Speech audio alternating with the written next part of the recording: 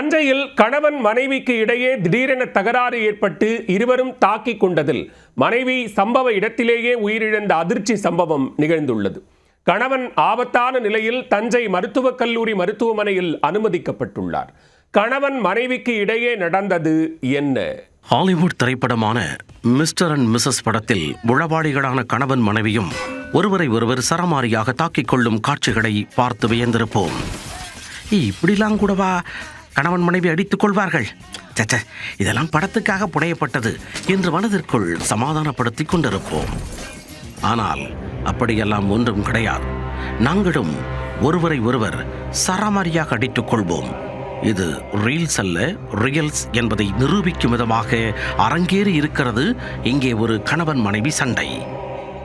இந்த மோதல் ஒருபடி மேலே போய் ஒரு உயிரை பறிக்கும் அளவுக்கு சென்றிருக்கிறது என்பதுதான் சோகத்தின் உச்சம். தஞ்சையில் அரங்கேறிய இந்த பகீர் சம்பவத்தின் பின்னணி என்ன?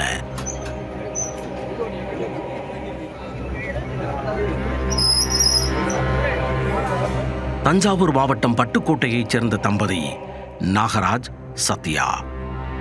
இவர்களுக்கு 2 பெண் குழந்தை மற்றும் 2 ஆண் குழந்தைகள் உள்ளனர்.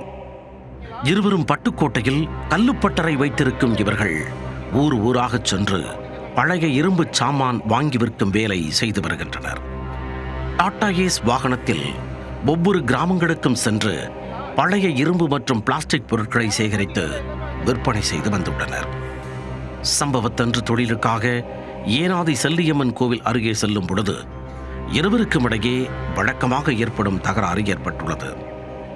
ஒரு கட்டத்தில் அது மோதலாக வெடிக்க இருவரும் கையில் கிடைத்த பொருட்களை எடுத்துக்கொண்டு ஒருவரை ஒருவர் தாக்கிக் கொள்ள ஆரம்பித்தனர். இதில் பலத்த காயமடைந்த மனைவி சம்பவ இடத்திலேயே பரிதாபமாக சுருண்டு விழுந்து உயிரிழந்து விட்டார். படுகாயத்துடன் சுருண்டு கிடந்த கணவரை அப்பகுதியினர் மீட்டு தஞ்சை மருத்துவக் கல்லூரி மருத்துவமனையில் அனுமதித்தனர். தகவல் அறிந்து வந்த வாட்டாத்திக்கோட்டை போலீசார் வழக்கு பதிவு செய்து விசாரணை மேற்கொண்டு வருகின்றனர். மேலும் சத்யாவின் உடலை மீட்டு உடற்கூறு ஆய்விற்காக பட்டுக்கோட்டை அரசு மருத்துவமனைக்கு அனுப்பி வைத்துள்ளனர். என்னதான் கணவன் மனைவி சண்டையானாலும் இப்படியா கொலைவெறியாக தாக்கிக் கொள்வது? குழந்தைகளின் எதிர்காலத்தை சற்று யோசித்து பார்த்திருக்க வேண்டாமா என நொந்துவை உள்ளனர் தம்பதியின் உறவினர்கள்.